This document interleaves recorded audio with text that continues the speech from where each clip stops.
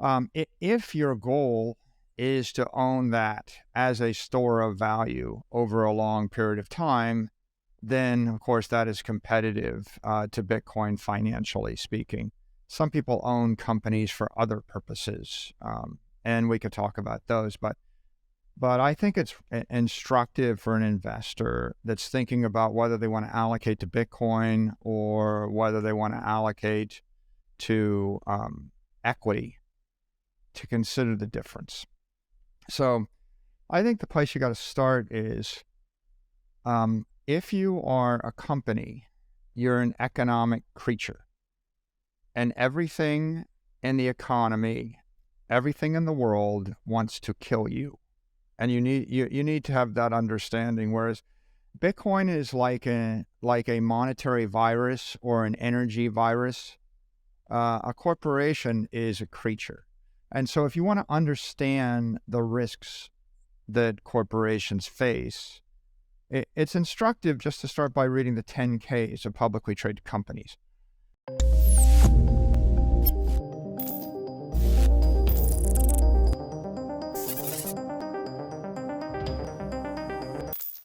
It's been a wild week for Bitcoin, with the largest cryptocurrency by market capitalization reaching multiple six-month highs before retreating suddenly late Thursday, but then rallying again.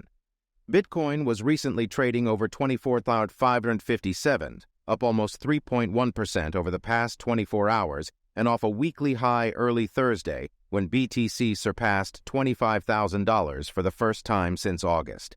Hello and welcome to Money Talks. In today's video, Michael Saylor, the popular Bitcoin bull and the CEO of MicroStrategy, updates about Bitcoin's market performance and whether or not he will acquire more Bitcoin in future. Saylor also speaks about the importance of long-term holding in crypto industry. The source of most of the liabilities in companies, and what you find is the more human action that is required to run the operation, the more risk there is. And many of the greatest corporations and the most successful equities are the ones that manage to execute on a business strategy with the least amount of human behavior. If the business is so simple that it doesn't need people and there are no decisions to be made and it runs on autopilot, those are generally good businesses. And the more people involved and the more decisions need to be made, the more risky it is. That's the third risk. The fourth risk is financial risk. A company has a lot of money moving around. They have to put it in banks. In my career at MicroStrategy, we had money in a Brazilian bank. The bank was embezzled by the CEO. We lost the money. We had money in an Argentine bank. The Argentine government froze all the assets, devalued them. We lost the money. If you actually trust your money to a counterparty and they steal it from you, you're in trouble. So there's credit risk, there's counterparty risk, there's banking risk. You always have it everywhere. And if you trust the wrong financial counterparty, they'll bankrupt you. And we just saw in the crypto industry, we saw lots of companies go out of business, in some cases because they trusted another counterparty or they had their assets in another bank. The Thursday drop notwithstanding, Bitcoin was still changing hands 13% higher than it was 7 days ago. The reasons for its rebound from previous support around $22,000, subsequent decline, and then rally have varied. They underscore crypto's ongoing sensitivity to macroeconomic conditions and industry-specific events, even if BTC sometimes behaved counterintuitively. So there are always technology cycles, and here is it's a cruel risk because the world is full of examples of companies that got wiped out by a better technology. Xerox, Kodak. But the world is also full of companies that got wiped out because they saw the new technology coming, and so they made an acquisition or they invested obscene amounts of money to compete, and they still failed, even though they thought they were going to compete. And so this technology risk drives that strategic risk element up. People justify bad strategies based upon technology threats. So ultimately, and of course, the reason that they make the $10 billion strategic mistake is they thought they were fending off Time Warner decided to merge with AOL in one of the most catastrophically, failed mergers in history, because Time Warner said, yeah, we need to get into like video streaming and the internet represents a risk to the media business. So the solution was to buy AOL for $150 billion. Now, AOL said, oh, we're at risk from, Google and the like, and so we have to sell ourselves. So you have one frightened, struggling company merging with another frightened, struggling company, and the result, when the dust settled, was something like $150 billion to $200 billion of shareholder capital got wiped out. But and was that a governance failure? Or was that a strategic failure? Or was that a technology failure? All those risk factors drove people to light $100 billion on fire.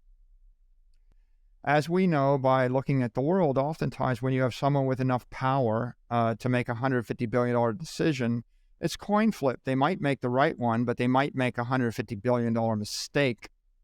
And, the difference between that and Bitcoin is in Bitcoin, nobody has the power to issue $150 billion of new Bitcoin. If they did, then you have 100 reasons why we ought to do it every month that someone comes up with it. People are very creative at coming up with reasons to do things, and they have an interest in it. So people basically become, you could call them hypochondriacs. They imagine that the world will end if they don't save the whales, save the seals, stop the carbon, stop nuclear power, if we don't get to the moon, if we don't get to Mars, if we don't not get there, if we don't start the war, if we don't stop the war, if we don't change everybody, stop nylon, if we don't stop oil drilling in the Gulf of Mexico. Everybody imagines things. If we stand too close together, if we don't close the schools, if we let people get on airplanes without getting scanned in metal detectors, if we don't, there's always a risk, and every risk justifies a $100 billion or $1 trillion decision, and generally they're all mistakes. But if you can make the decision, then you probably make the mistake. BTC's intermediate-term overbought conditions provide a headwind with important resistance around $25,200 nearby, which increases the likelihood of a short-term pullback. Support is near the 200-day MA $20,000. In South America, you have exposure. Currency is the lifeblood of the corporation. You can't do business without trading in the currency. It's the medium of exchange. And so every currency in South America collapses every 20 to 30 years. And every currency in Africa is continually lapsing, right? Like the CFA is lapsing at 20, 30, 40% a year. So whatever currency is the native currency in the market where you operate is a drain on the equity of the shareholders. My company has the leading business intelligence company in Argentina for the past 25 years. But the Argentine currency, the peso, has been losing value at 20, 30, 40% a year, just lapsing value from 1 peso to the dollar to 370 pesos to the dollar. So how do you extract profit from a marketplace when you're accumulating the currency that's collapsing? Especially since collapsing currencies always come with capital controls. So the most successful currency in the last 100 years is the U.S. dollar. The U.S. dollar, as I've established, right, it collapsed 99.7% against Miami Beach real estate over 92 years.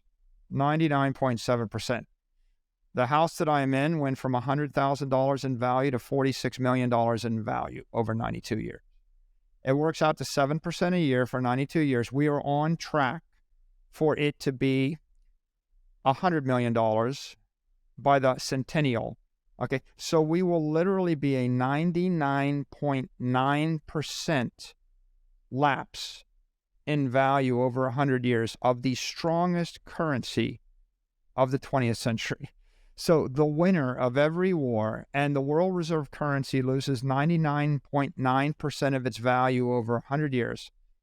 Everything else is worse. So I don't know how you measure worse, but I mean, it means practically speaking, 98% of all currencies lose 100% of their value over the 100 years, and most in 20 years. So the problem with currency risk is what it means is a company can't run with positive working capital. You have to run with negative working capital. It means that accumulating billions of dollars of profit means that, you have $10 billion that's losing 20% of its economic power in a bad year, and 10% in a good year, and 30% in a horrific year. So you're continually lapsing energy into the economy.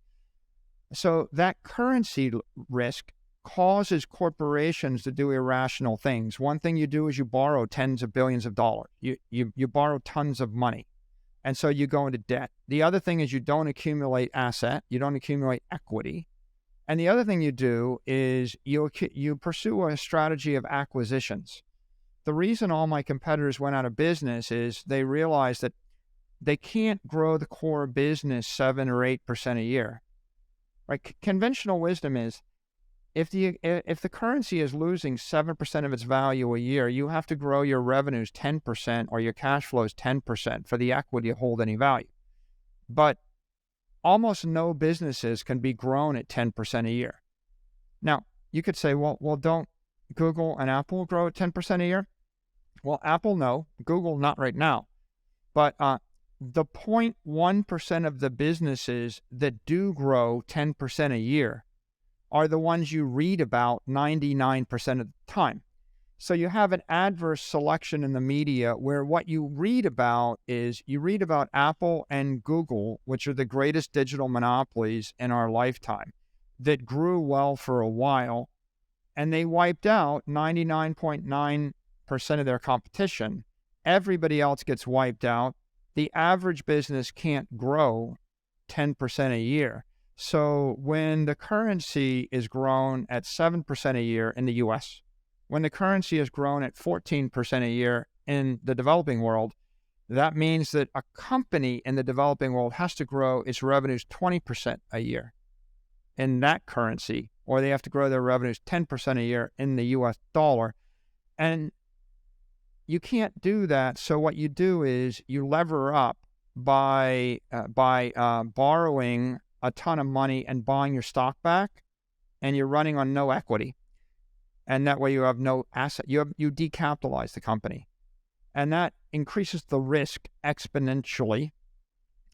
Every company you read about that went through an LBO and then they couldn't make their debt service payments, go and Google companies that fail because they couldn't meet debt service. You'll find thousands and thousands and thousands of companies, they couldn't meet their debt service. They were wiped out because they kept taking on debt to create equity value. And that's one problem. And then the other problem is I decide I'm going to grow the top line by buying another company. So I do a merger of equals. Microsoft is buying Activision. Salesforce buys Slack. Salesforce buys Tableau.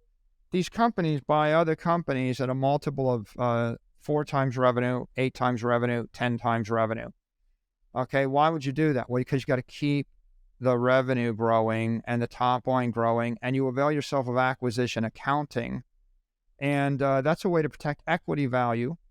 The Time Warner AOL deal, it actually worked for the shareholders for about 12 to 24 months, during which they all got liquid, they sold, and then it collapsed and everybody lost everything. So is it a good time to invest in Bitcoin? Tell us in the comments. Also, don't forget to like and subscribe. See you soon with the next video. Thank you so much for watching.